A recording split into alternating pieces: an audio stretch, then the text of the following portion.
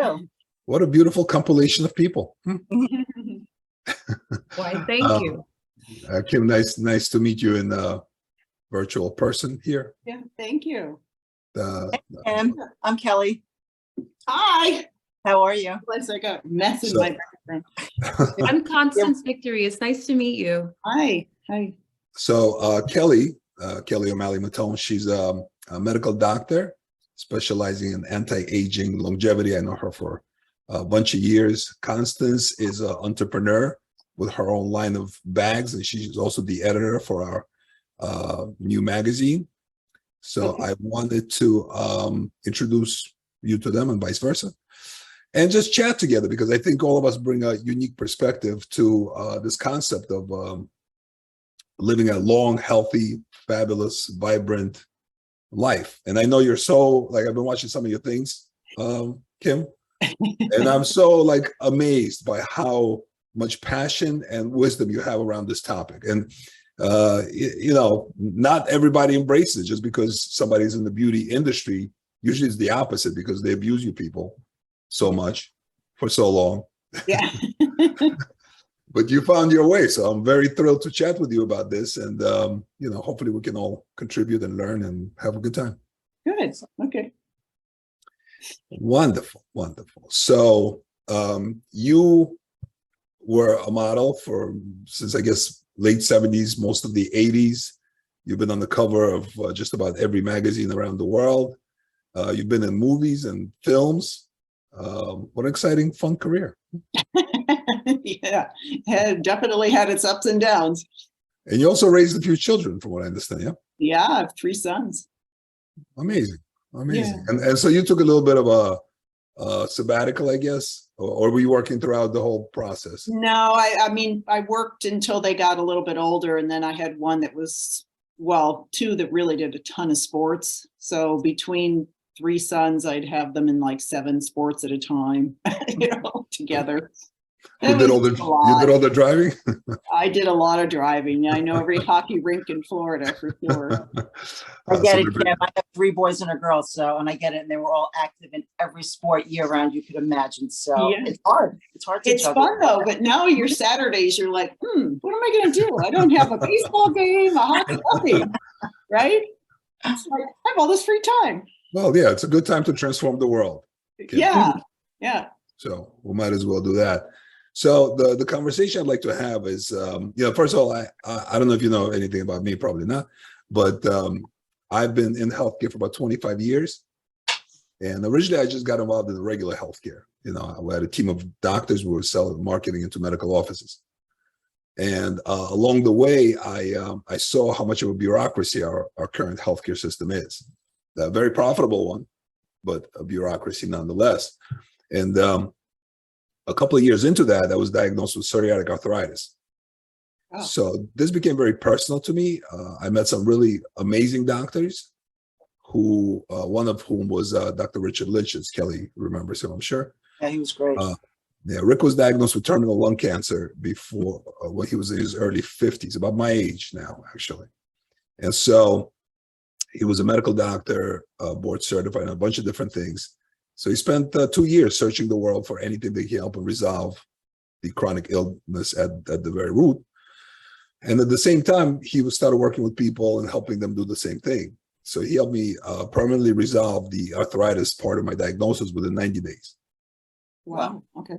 So I became a very passionate believer in the body's ability to restore optimal function if you provide it everything it needs and you remove anything that might be interfering with the process. Right. So I was organizing conferences. We have, you know, 80 presenters over a weekend, thousands of people, hundreds of exhibitors. So I was doing that right up until 2020. And since then, I wanted to design a program that actually provides human optimization care to individual clients that we work with, that focuses on longevity, optimal function, and you have a lifelong relationship with somebody that becomes the world expert in you, the individual human being. So that's kind of what I've been working on. And now we're kind of creating the infrastructure to bring the wisdom of the world to people who are interested in, you know, transforming their lives, well-being, and stuff. There you go. Well, you guys may be more in-depth than me, and you're going to teach me stuff today, so that'll be good. Well, I appreciate that. I think we can always learn from each other when you meet people with some experience navigating this world. Yeah. So your focus is, first of all, I watched a couple of interviews with you, and I love your commitment to integrity over the years. Yeah. Like what you know, right and wrong, and it's very clear in the conversations that you shared. So I was just so impressed. I think it's so hard to find that. It seems like the whole black and white, the line between that has blurred so, like we don't know what's right and wrong anymore. It seems like this society as a whole. Right. So, Yeah. Obviously, you were raised right. You were raised right. That's what it comes to. Yeah. You know, just know. And I thought something was wrong with me when you go to New York. I was just turned 18, and to be in a business where I'm like, wait, what? Like, no. And so I couldn't, to figure out those parameters in my own voice. It was tough when you're 18 in some business that you're the brand new person. And yeah, so it was a lot of adjusting. I'm sure. So let's talk about what does this take to stay healthy, well, and beautiful naturally, as naturally as possible into our late, I don't know, 70s, 80s, 90s, 100 maybe. Which none of us have gotten there yet. So well,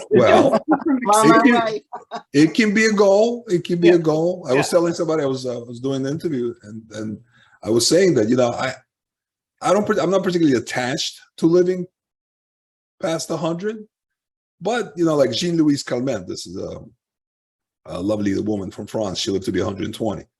Wow.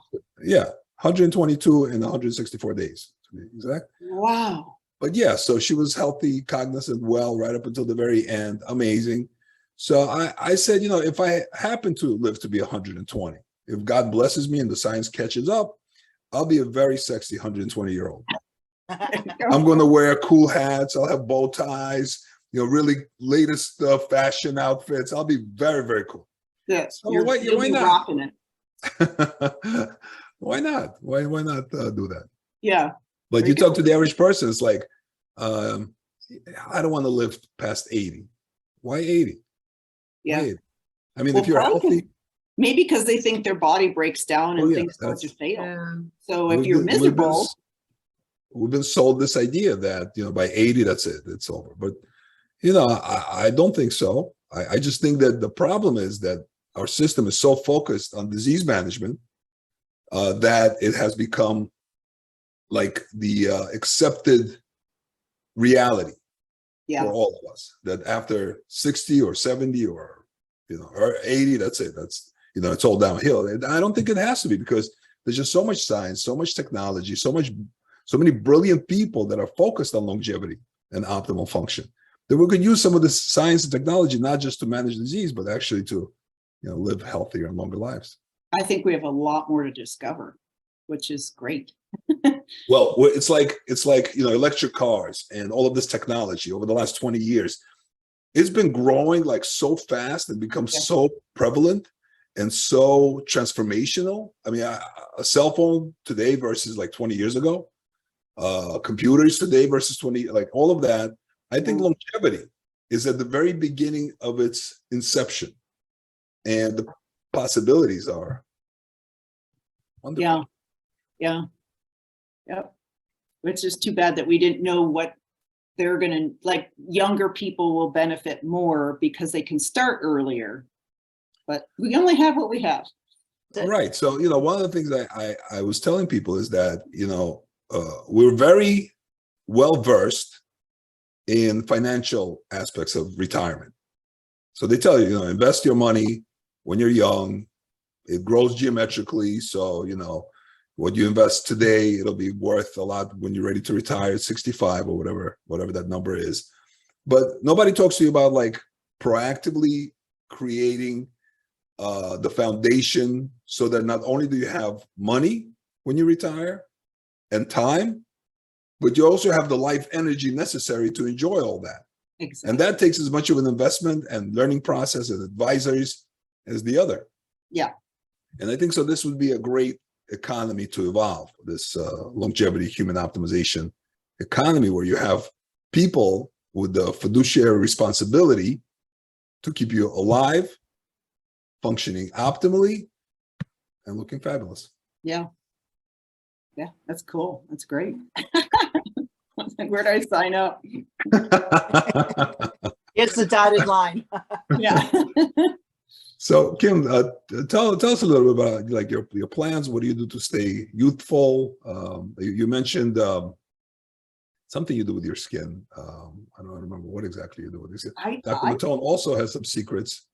No, you don't do anything with your skin? I don't do much with my skin. I'm actually just now searching and learning, and just met with a woman here in Scottsdale who has products that come from a very pure, natural point of view.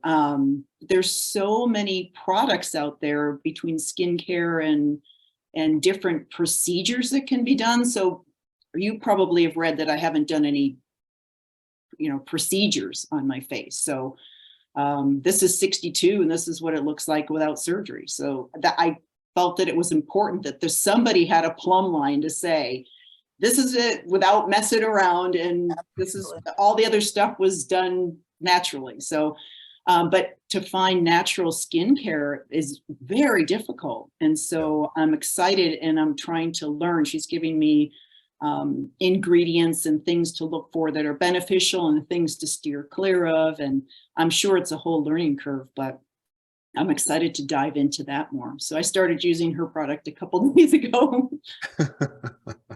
You're also vegan, right? You live the vegan lifestyle, correct? I have in the past, but I'm not now. Yeah. And so I even studied a vegan mastery class and learned how to cook and do all that. So I can, but once in a while, if I train pretty hard, I like chicken and turkey and fish and eggs. when you train pretty hard, what is that?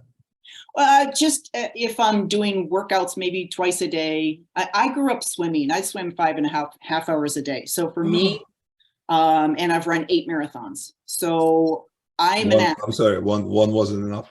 No, one wasn't enough. One was enough for me. Oh my God. Yeah. And I ran the first one on a whim. Literally the night before, a friend came in town and he was running it. Wow. And 26 miles on I a whim? ran 26.2 with him just the next day. Were you a runner? Training. So yeah, so it's good to just be in a certain athletic kind of in shape spot and just work from there. But yeah, if I work out pretty hard or twice a day, I do like protein. Huh. How was it for you? I'm just curious. How was it for you? Because you were an avid swimmer, like you were an athletic swimmer for school, right? Yep. How was that for you when going into the modeling field? Because that's, swimming, that's more of an athletic build. And yes. I know from my experience in modeling, it was always that you need to lose that last 10 pounds, which I could not. Right. But how was that for you? How did you navigate through that, being an athlete, being in healthy and optimum physical condition, and then going into that world that's like thin, thin, thin? Yes. So that's kind of the reason I started running marathons, was to prove I was athletic, because I felt the skinny models could never run 26 miles.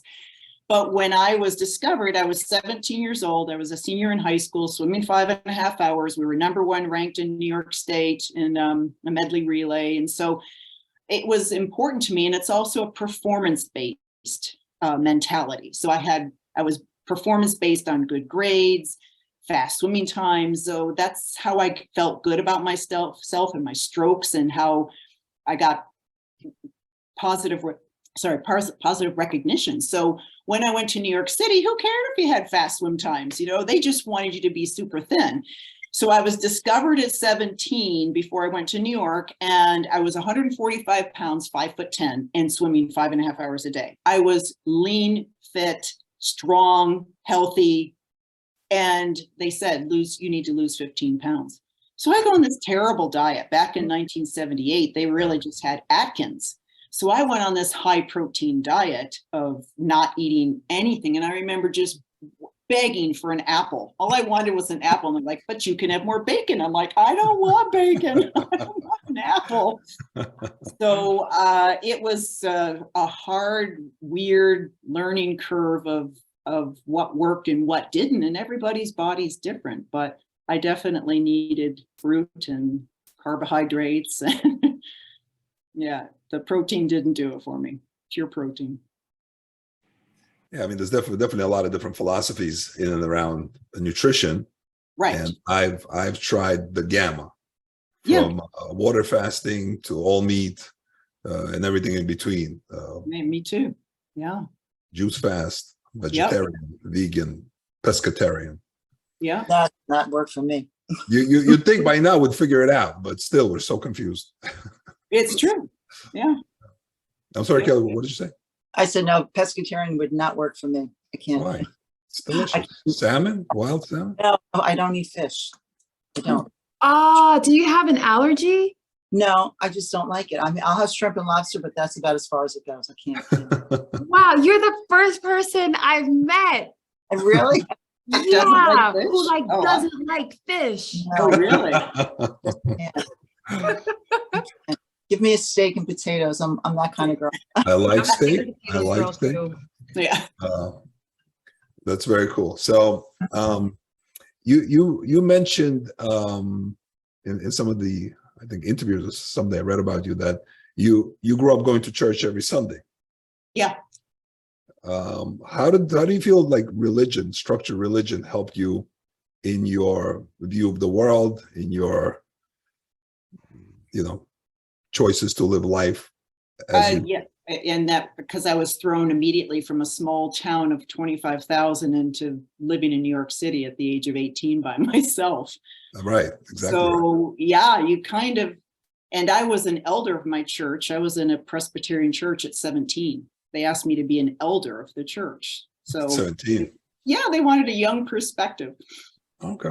Anyway, so for me, God is important. I don't call it religion because I think having a relationship with God is more important. So I am a Christian, but it's been a journey. It's been a walk, and you're not necessarily, it's not something people really enjoy hearing about when you're in the modeling business. They kind of like the bad girl.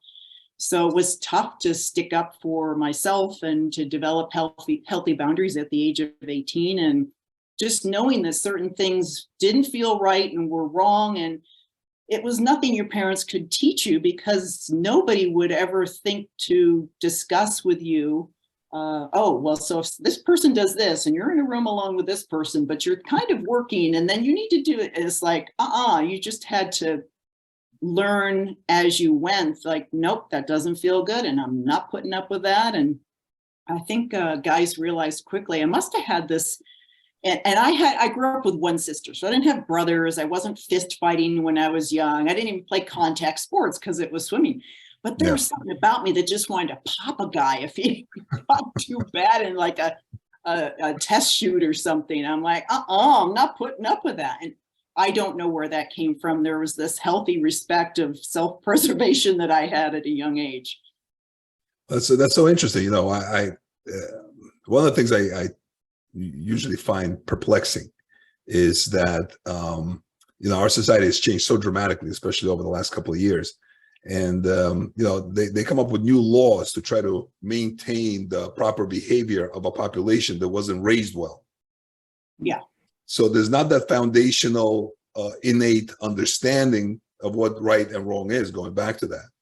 And I think that if society is going to change, we got to go back to the children and teach them the fundamentals of right and wrong, personal integrity, respect for yourself, that kind of stuff. I think that is just so missing in the world today. Yes, I agree. Yeah. But the whole definition of right and wrong is changing, or they're trying to change what is right and what is acceptable and what is allowed, and what you can say. Yeah. Yep. How you should think. Yeah. Should think how your children should think. It's wrong. Yeah. That's the thing, like what you just said, Alex, we have to go back to the children and teach them fundamentally what's right, what's wrong. That's why children are being targeted right now by propaganda, different agendas. And it's just really, it's unsafe to be a child right now.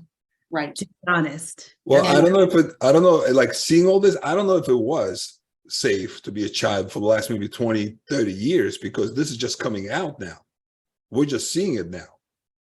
I wonder how much of that was happening in the background. I mean, some of these people have been around for a long time and they were just able to hide it well, I think. But now they're on full frontal attack on this new generation. Yeah. And it's frighteningly criminal.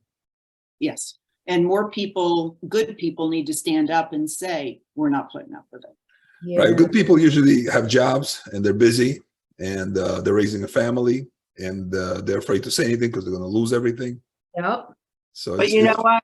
Back in the day, children weren't put out there as much as they are now. They weren't put in those situations. They No. were I mean, there was no social media. That's really where it's coming from. There were no phones. You went out, you played with your friends, you know, even play dates, whatever it was. But kids are now being put in that position by having phones. And so they're easily accessible. That's the problem. Right. And to kind of switch the subject, even young girls who possibly want to be models will look at somebody who's been retouched, and even some of my magazine covers and things, they're retouched and whatever, and they think that's what people look like. And no, there's a real world and unfiltered world of, you know, where you are, what you are. And people are seeing just the best of the best and thinking something's wrong and lacking in their life because they don't have certain things that they're seeing people present on social media. yeah, I think the whole image of what people look like has changed so dramatically. I mean, I'm sure you imagine from the 80s how people aged maybe a little bit more naturally than they do today. There's just so much intervention that is pretty drastic in many instances. Which is why I decided to not do Botox and not do laser and not do anything. Somebody's got to set the bar. Yeah, and I'm right there with you. I mean, that's what I do for a living. And I have to tell you, I haven't had Botox in 7 months. I've never had filler. I haven't really had a whole lot. And I'll talk to you at some point, but we age from within, and I treat myself and I treat my patients from within. I replace what you have lost very simply, and it shows. I mean, I'm your age. We're a couple of months apart. So kudos to you. And, you know, if you ever want to talk about it, because it's so natural, it's ridiculous. Yeah, Wow. I even stopped coloring my hair, but there's some gray. What is Yeah. that mineral that's I lacking? can't go that far, no. I want to know what that is that's lacking, because there's like some gray in there. I'm like, oh. But that never happened until now? Well, I used to color my hair until COVID, and then screeching halt, like many people. And so, yeah, you start to see it because you're not going to the beauty parlor and having to mask it and cover it up every 5-6 weeks. For you, I go too. Alex knows my schedule. Alex, don't interrupt me. I have to get my hair colored. Yeah. Can we do a photo? No, we can't. I'm in that cycle. No, you can't. It took a week to get Kelly into a photo shoot because Kelly needed to get prepared. So, Oh, how funny. Yeah. so Kelly has a sort of secret for her anti-aging face therapy. You want to share a little bit, Kelly? Sure, Kim. So we age from the inside out, and there are studies that prove that you're losing water, and water is the cause of why you age, loss of it. And so water in our body is really hyaluronic acid. And if you can replace the hyaluronic acid that you've lost and stop the enzyme that breaks it down, science has proven that you can reverse it. And it's true. I'm living proof. I have pictures of people. I've been doing this for the last, I guess, 10 years. I'm on the scientific advisory board. I go around the world speaking on behalf of this company and the clean label that we have, and aging in reverse. It's no myth. I mean, you could really live a long, healthy life. You know, I was telling Alex, my daughter is 30 years old, and she's been taking this liquid collagen, hyaluronic acid, and 30 is the time that you start natural aging, and her peers are aging. She's not. People look at her and go, oh, you're like 15, 18, 20, what are you? So it's about getting it from the inside, and science proves it. So that's my platform. Great. Awesome. Love it. And Constance, what's your secret to youthfulness? Is it youthfulness? Well, Yes, you know, Constance. How old are you, Constance? I'm 40. So Oh, well, good for you. Wow, Yes, you look spring chicken. Yes. A cute Oh, Every my kid's your age. goodness. I was eating chicken. Oh, wow. Yeah, 40's Children pretty crazy. young, pretty young. You don't think of 40 as young when you're 20, but when you're, Yeah. But not. when you're 40, you realize like, oh no, wow, 40 really is young. So I'm thinking like when I'm 50, 60, I'm going to be thinking like that it is. And I think that way at 40. I think to me, 60, 65 is still young. Like I still, if I hear like a health concern of someone at 70, I'm like, but that's too young to have a health concern. Because I'm honestly within my family, my grandfather was sprightly up until the age of 75. What did him in was he was a chain smoker. Oh, That was it. But apart from that, I mean, he took the subway every day. He was walking flights. He didn't take escalators. He took flights and flights upstairs at It's a great 75. habit. Walk, yeah, you know what I mean? And then everyone else, younger people are like on the escalators riding. So like Dr. Kelly said, honestly, lots of water. And I love when I hear the both of you say, because I've read about you, Kim, what you say about beauty, preaching the message really that beauty comes from within. I think that gives so much hope to people because it's not pie in the sky, it's true. It's like, it's actually true, like youthfulness, preservation of health, it all starts from within. And I really think just maintaining a joyful outlook, sunny disposition even too, really helps preserve us. That's yeah. very correct. Very correct. So, I mean, looking back over your career, Kim, what would you say was the most, some of the most memorable landmarks that you would, if you could live them over again? In modeling, right? Whatever Whatever. you got. Well, I mean, my first job, so I was discovered when I was a senior in high school. I'm still 17. I decided to finish high school. My birthday's in the summer, so I turned 18 mid-July. And so I decided to wait until I had turned 18 and then go to New York. Well, 2 days later, and I was swimming and I was also in the band, and I was like really busy. I was on in the Honor Society. I was working at a youth group. And so I was like a super busy person. So, and then I started taking these modeling courses when I'm 17. So I'm thinking, all right, so go to New York and immediately get booked to do this job. But I'd been working in my hometown for $1.98 an hour. So the most I could make in a week, like, because I was working a lot too, I mean, all the other stuff was like $38. I think that was my biggest paycheck. So my first job was for the Italian Bazaar collections. And it was going to Rome to do the haute couture and shooting that. And they were going to pay me $80 a day. And they're like, it's peanuts, but it's like a start. And I'm like, peanuts? Oh my gosh, $80. I was like, so to me, that was kind of a turning point, like, wow, I could make money. And of course, obviously, some day rates ended up getting, thousands and thousands of dollars down the road. But to start out with your first job and to be so grateful because I'd worked so hard to get that $1.98 an hour. So that was memorable. And then my first Vogue cover was probably memorable. And then doing Sports Illustrated and traveling for them was memorable. And I got to go to Africa. So it was beautiful to be able to start traveling and going to different countries and things. So Very good. So with all of this activity, how did you find your husband? I've been married 3 times. Which husband? Your favorite? Well, my favorite's my current, but my first husband I did meet on the Sports Illustrated shoot. So I was literally working, and we flew into a grass airstrip, and he met the plane. So he lived in Florida and was just over visiting, and his parents had made friends with people over there at the camp. And so the camp we ended up working out of ended up becoming family friends. So they're family friends now, but didn't plan on meeting him there and kind of changing things. So then I started traveling. When we went back, I was traveling, living in New York City, but traveling to him in Florida and back and forth each week. And I did that for years and years and years. Married with kids, strollers, babies, nannies, just schlepping back and forth each week. Yeah. So Amazing. All right. And you also, you were studying to be a pharmacist. Yeah, well, I was enrolled in college at 17 in the fall of my senior year in pharmacy school at University of Rhode Island. So that was just going to the modeling school to try and make extra money in Buffalo, but I had to go through a school before they'd allow me to start working.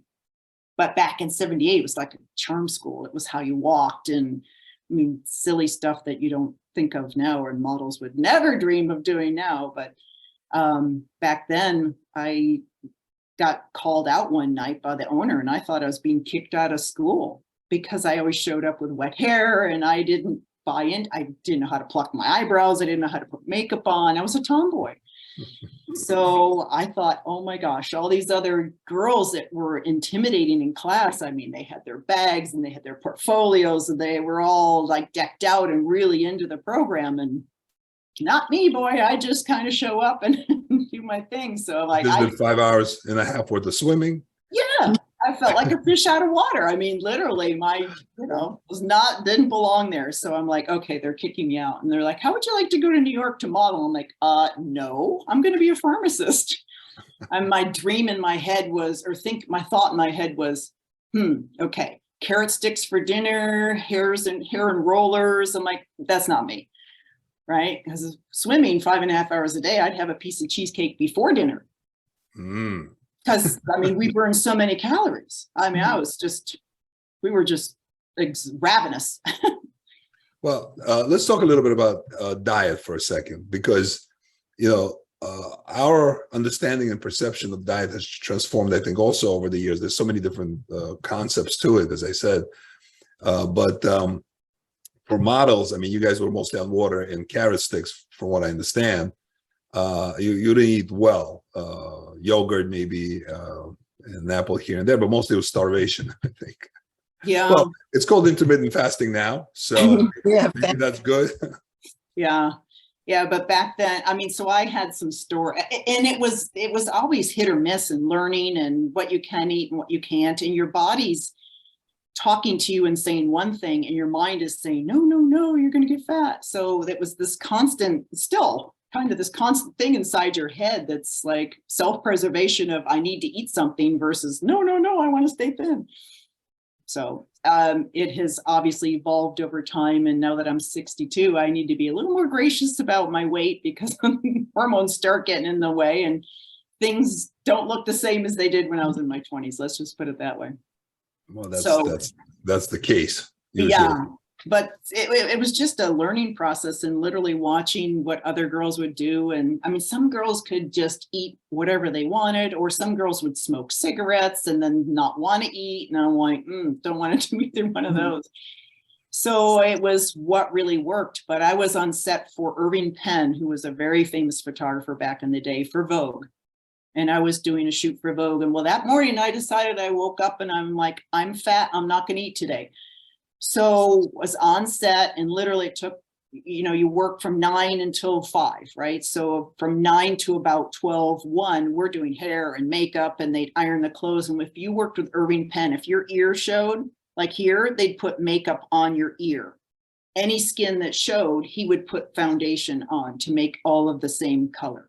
Sure. So they dressed me, and then Mr. Penn decides lunch, and he literally stopped everything. So I literally stood there in my clothes without sitting down, because then you wrinkle things, right? And you can't move your hair, because then it changes your hair. So the whole thing. So I just decided, I'm going to stand here and watch them eat.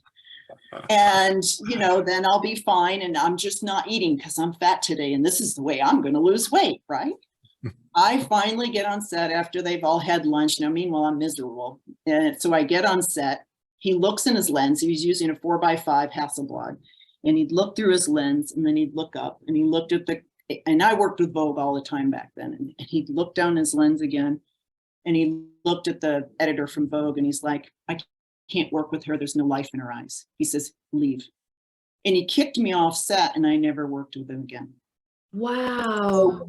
So you learn that I was so hungry that he said that there was just no light. I was dull. I was like, so hungry. That is so interesting. So you have to eat. There's a life force, of course, in food, and you have to eat food that's good and that's going to help benefit you. And So So what, like from all of our perspective, I guess, what is your food? sorry. That's okay. It's the office manager. I too. So, so what are your preferences today? I know Kelly likes meat and potatoes. What I found, I like meat. Grass-fed beef is my preference. And what I also found is that when I mix my protein with potatoes, it usually doesn't treat me well at all. So I can have my protein, my piece of steak with sauerkraut or avocado, or some kind of a fat or butter or something like that, but not anything that's a potato type thing with carbs and starches in there. Yeah. So the way you combine things is important. I've experienced personally, like what kind of reaction I can have by doing these combination of things, and I'm very sensitive in my digestion. So how about potatoes alone with no steak? Right, but I prefer the steak. I make a meal of potatoes. You should be Irish, Alex, and make a meal of potatoes. Well, I know. I mean, when you don't have any other options, sure, potatoes are great. In Russia, it was beets, so you want to live on that stuff. Yeah. When you're hungry, you're going to eat anything. But if we're still in a relatively affluent society, so we can access some grass-fed beef. So grass-fed beef, I like. I also like salmon. And salmon, there are a couple of different options. One of the options I found that I like, and I don't know, they're going to eventually prove me wrong about it, but there's this Faroe Island salmon. I don't know if you've heard this. So it's farmed technically, but the way they do it is they close off miles and miles of area where they naturally breed and live and do their whole thing, and then they very carefully kind of harvest this fish, and it's probably the most delicious salmon out there on the planet. If you go to a fish store, it's pretty expensive, but so yummy. Is it labeled for the area or the technique? I think it's the area, Faroe Islands. Okay, so there's only one small area where you can get this. Well, that's where they grow them and harvest them, but you can get them in your local store. Right, but I mean, it's not like a technique that you can. No, I don't think. No, I think it's a location where they harvest them, and so I love that, and I love Cornish hens. I don't know if you like those.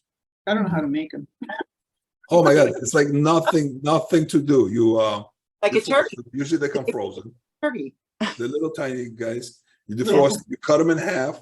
I put some either butter or duck fat, salt, pepper in the oven for 45 minutes. Bada bing, bada boom, 50, 55, and you're good. A little broiling for the skin. Oh my God, maybe a garlic. Wonderful. Oh, there you go. I can tell what he's having for dinner tonight, right? So, ladies, well, why don't you share some of your preferences on your nutrition, and why? I'll start. I mean, I have to have a green salad in some form every single day. So a lot of times I will buy the pre-mixed big spring salad in those big bins and plunk it in a bowl. I actually use a pizza cutter to cut it up because I don't like the huge leaves. Sure. So I'll cut up the leaves and add my favorite salad dressing, and some I make. Sometimes I'm lazy or have to use something else. And then I have to put some type of protein on there. And then my cheat is a crouton. A crouton? More than one. Please tell me it's more than a crouton. Yeah, I'm sorry. So like maybe 20, 25 croutons. But that's my cheat. It's like, I just get so excited having croutons on my salad. A little crunchy. Yeah, crunchy is nice. Yep. But sometimes avocado. What's in the actual salad? What kind of leaves do you like, and what else do you put? Like well, spring greens. So sometimes mixed greens. So it's got some purples in there for your anthocyanins. Is that how you say it? The anthocyanins, the purple. So spring greens. But I also love romaine. So what about like peppers and garlic and tomatoes? I love garlic. I could put garlic on every single meal. I love garlic. Yeah. My wife hates garlic, and especially when I eat garlic, she hates me and garlic, which is not right. I'm just not a pepper girl. I hate peppers. I hate peppers, pickles, all that stuff. So, but I like avocado better. So I'd probably put avocado in there. Yeah. And In my salad, I cut up strawberries, grapes, watermelon, put them in. Oh, it's so good. It's In the regular I'm not salad. I'll my eat fruit kids are- after, but I'm not going to put it in my salad. No, you'd be surprised. It just gives it that little bit of. My son looked at me like, "Oh my God, great." I'll eat it after, but not my mother does that. I'm like, she gets those little mandarin oranges. I'm like, ew, and I take them out and I'll eat them later. Yeah. Everybody's, you look at people at the salad bars and it's hysterical watching what everyone gets, and they all have their own little routine and things work for people. And the other things I'd be like, I'd never put corn on my salad. What do you do? Oh my God, everything. Whatever in the. Kelly, it's so funny. Yeah. Constance, what about you? What's your pleasure? Well, you know what? I'll tell you, like Kim, every single day I make sure I have to have green. I have to have a bowl of greens. We get our greens from the farmer's market. Just a little side note. So one of my cousins, she's a PhD biologist, years in the industry, and she's recently told the family, she said, you guys should stop eating spinach. Because what's happening is government is actually tampering with certain leafy vegetables. And for people who don't want to take certain vaccines or medications, what have you, they're actually farming these products and tampering with them so that these vaccines are actually, the components are already in the food when you consume it in case you're resistant to it. So since Dr. Gloria told me this, no more spinach for me. She told me this about 3 weeks ago. But yeah, always green vegetables at least. And I love a good protein like Alex. Kelly, I love my fish. So I have You fish go, girl. about 4 You times go, a girl. week. Go to a steakhouse. We have a surf here. I love fish too, but I also love ground turkey, and I put with pesto or tomatoes, and then I put that on top of salad. Ooh, see, the thing is, I'm allergic to tomatoes and dairy. All the nightshades or just tomatoes? Just Night- tomatoes and dairy. Oh, it's the worst for me. So I can't do that. But yeah, gotta have my greens, and honestly, just greens with salt, pepper, and extra virgin olive oil. Oh my gosh, it's the best thing. So good. So, but how many times a day do you usually eat? So I would say for a lot of 2022, I was doing a lot of intermittent fasting. So I would break the fast like around 5 o'clock and then have a meal at like 6:30, and then that would be it. You see, I like the idea. First of all, I get very hungry by the time I'm like 3 or 4. So if I'm not fasting, I'd like to have my meal around 3 or 4. And this way I also don't go to sleep like stuffed, by the time I go to sleep, 9, 10 o'clock. Right. I have a little time. So today I had a steak, today a little earlier, but usually it's around 2, 3 o'clock. And I'm fine for the rest of the day. Medium rare. How do you have your steak, Alex? I like it pretty rare. Yeah. So, I mean, so blood type sometimes plays a part. I meant with Peter Diadamo that wrote the blood type diet. So are you an O blood type? I'm a B positive. Oh, okay. Alex, if you have any blood, let me know. You'll be Oh positive. yeah, we good? Yeah. But vice versa for you too. Great, thank you. I If hope I need my never blood, do. I'm here for you. Well, I'm an A, so I'm like a fruit and nuts and granola and yeah. I never read his book. I think I invited him to speak at one of my conferences back in the day. But I've heard both sides. I mean, it's a nice theory. Right. It's hard to prove. Right. I don't know. To me, it's a guideline, but I don't have to have red meat. I mean, I can have it once in a while, but it's not something I have to have. So B positive is what does he recommend? B positive, like in my husband's an AB, which is interesting, and they can have more of a range. So I basically know the O's because my sons were O's, and then I was the A. So A's are more fruit, nuts, berries. That's a big bowl of fruit for dinner and you're fine. Like an O is like, what? Are you kidding me? I'd die having that, or I'd get a headache or whatever. And they'd be like, I have to have the steak and that's all I live on. And that gives me energy. And to me, I'd be like, not so much for me. Yeah, I'm O. Yeah. So you may like the Steak. see? What was it? Steak. She likes Steak. Yeah. Even since I was a little girl, like I remember being 5 years old, and if my mom made steak for dinner, it was just like the best day of the week. Okay, so confession, I have to have cookies. I have to have cookies every day and Oh, no. as well. I have to. You Freshly bake baked, yourself? freshly baked cookies, Dr. I mean, Mattone? you know what? Anything in the salad drawer or Swiss fudge will do just fine. Yes. You don't go to like Crumble or something, right? I can't Who? walk in Crumble, those cookie stores where they make the great. No, keep me. I'm simple. I'm very simple when it comes to food. Like, give me, I'll put them in the oven and here you go. Okay, cut them up, put them in. That's good. That works. Like Toll House, like from the. See, if I do that, I have to make my own. So I make it with organic. So I love cookie dough. And I actually have a quote that says, I will run a marathon for chocolate chip cookies. Yeah.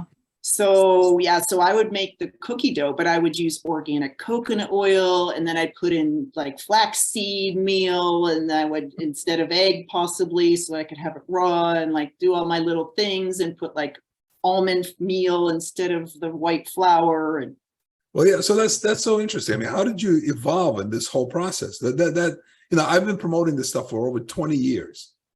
And I find it so interesting when people kind of find their way into become like experts in food production because they understand the food that we. Constance, you blew my mind, but I believe it with the spinach. Totally believe it. yeah, I do too. Because I mean, they're genetically modifying everything. They are spraying everything. They are altering the food supply. They're spraying it with the Monsanto nonsense and making it toxic. Like the stuff they're doing to our food is criminal. So you found your way past all that and try to, I guess, at what point did you find your way there? Like, when did you realize that something is amiss someplace? You're talking to Constance? No, you. Me? Yeah. Me? I literally learned that I liked things. So I wrote an ebook called Cheat Eat, because I love to eat. And so how could I make healthier alternatives and still be able to eat it? So I literally started substituting. I never followed a recipe. I would always be like, don't have that. Like I made my husband a cheesecake last week for his birthday. Oh. It called for sour cream. Well, I'd forgotten to get sour cream at the store. So I'm like, okay, I have plain yogurt, I have a little lemon juice, and then I added a splash of eggnog that I still had left over. It was fabulous. It was such a good cake. And I never put in as much sugar as they say. I'm always changing the recipe all the time. So I decided to write a book I wrote a bunch of books, but one was Cheat Eat, because it's like, okay, how do you make a recipe a little bit healthier? I love that. That's wonderful. And you also wrote a book on thyroid. Yep. Because you experienced hyper, I think, right? No, hypo. Hypo. Okay. Yeah. Hypothyroid. And Hashimoto's. Yeah. So what Well, I literally was, at the time I was diagnosed, my son, who's now 28, was about 3. So I was taking naps with him. And my other son was having learning difficulties. And so I was trying to find healthy alternatives there. So I took him to a allergist, and I was filling out the form because he was maybe 8 or 9 at the time. And so they can't fill out their own symptom form, right? So I'm filling it out for my oldest son, taking naps with my younger son. And all these categories under thyroid, I'm like, oh, wait, that's my condition. That's me too. That's me too. So I said to the doctor, I'm like, okay, that's not my son, but that's me. What does that mean? She says, you better go get your thyroid checked. So I had no idea before that. So I went on this journey, and because we had a nutritionist living with us at the house, he introduced me to Wilson's theory. So I started trying to take temperature and alter the different variations of how much I took each day to try and strengthen my thyroid. And so I went on and off thyroid medication probably 3 or 4 times. So I wrote a book about my journey, about all the different ways I went through different things and tried different practices. Now I'm back on thyroid, but I feel good. Very interesting. So what were some of the symptoms, if you don't mind sharing? Like how did you know that? Well, I had to have a nap every day. So so you had chronic fatigue, yeah? Yep. Fatigue, constipation, just this feeling of not feeling well. And I think that the nutritionist at that point had a little bit of armor thyroid. And he gave me a sliver of it just to give it to me before I didn't. And boy, I felt like I was 20 again. I'm like, holy smokes, I just felt so good, like right away. And I'm like, how could that be?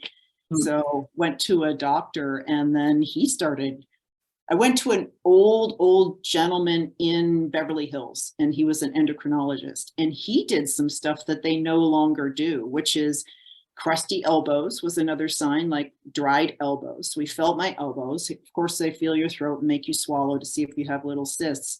But he also checked the length of the finger. Have you ever heard of that The before? length of the finger? Yes. Fingernails, I would imagine. The pinky Length.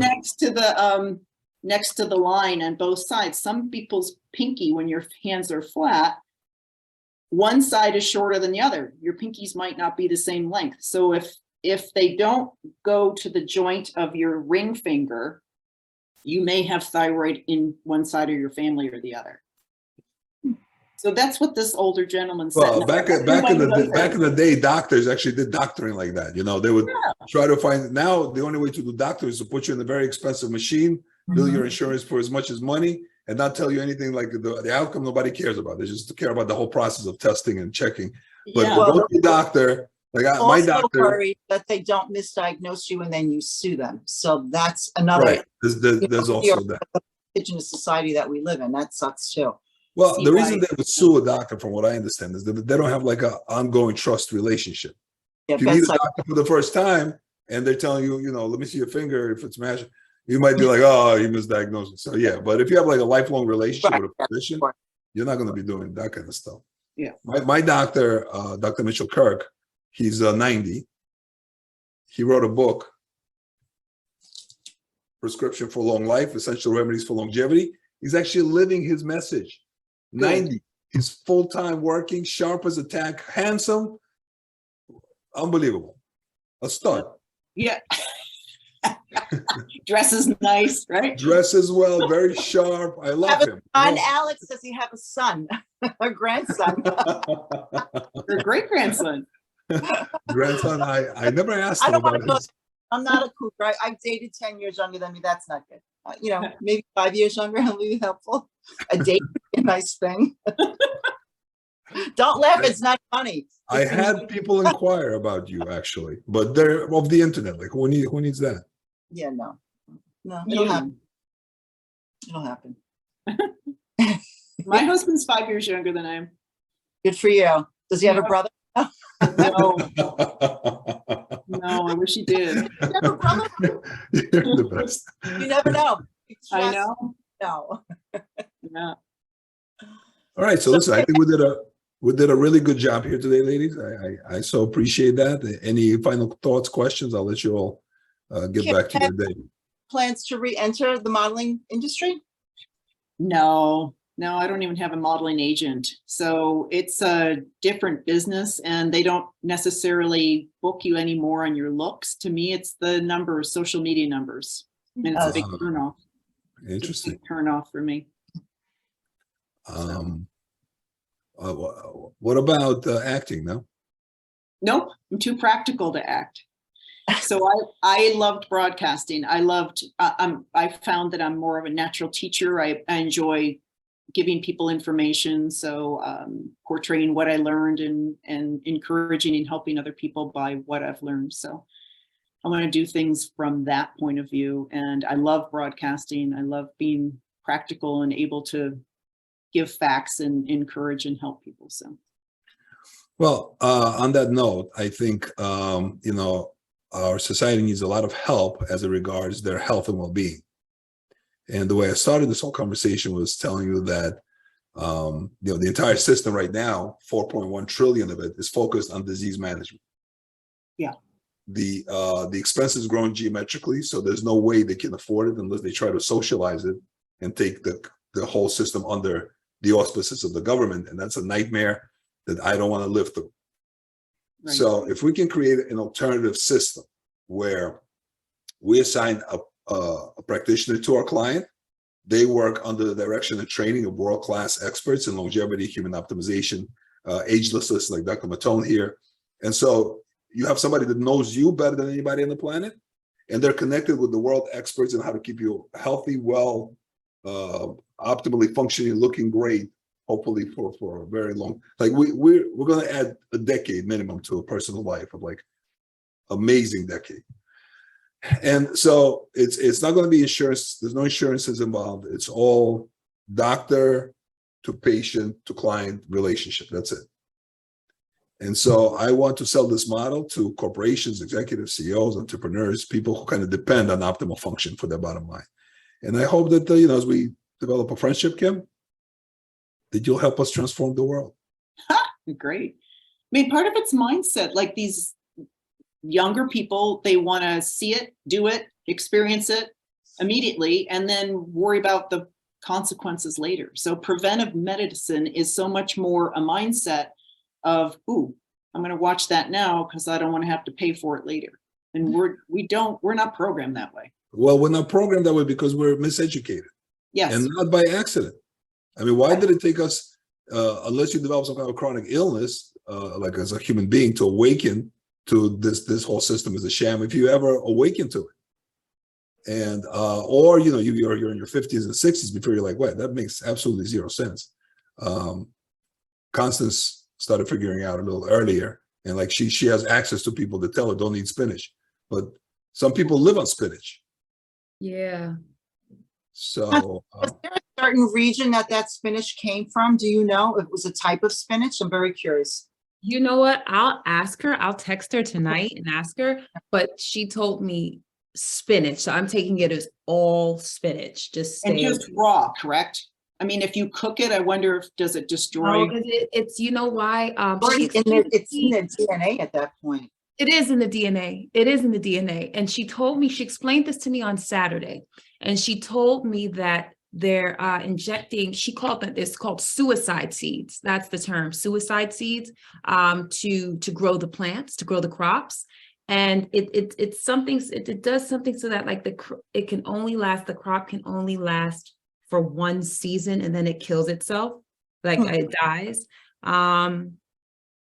She was, I'm not the best because I have no biology, that's not my background, but you know what, I'll speak with her about that again tonight.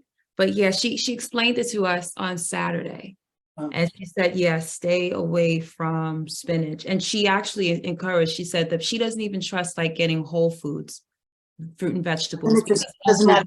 It's owned by Amazon, you know what I mean? And Bill Gates is the largest landowner for farmland in this country. So she really encourages, and I do too, just sticking with your local farmers. I go to farmers markets. I don't even get, I rarely get Whole Foods vegetables now. Yeah. Farmers market, yeah. Yeah. Probably the best bet, locally sourced.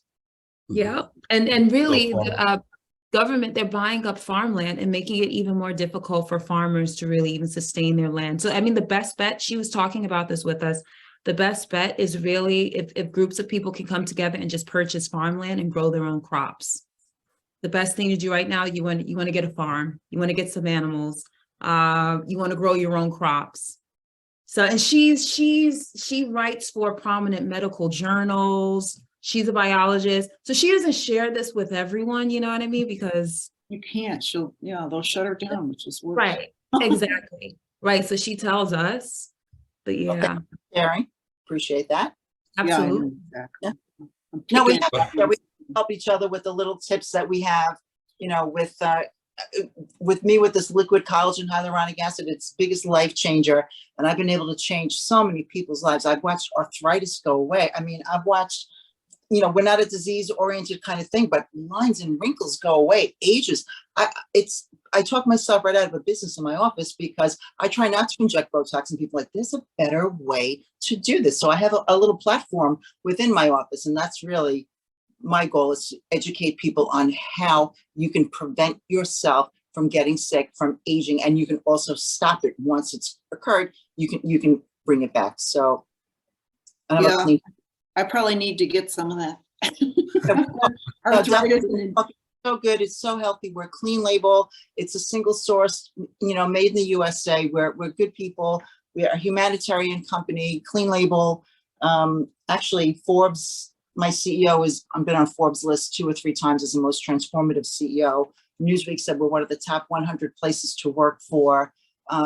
It's just, know, Well, we'll make sure we'll get Kim a link, I'll get you a. special VIP discount and everything. No, it would be my pleasure to introduce you to Candace. Same thing with you. You know, you're in front of a lot of people, as young as you are, and Kim, you're my age.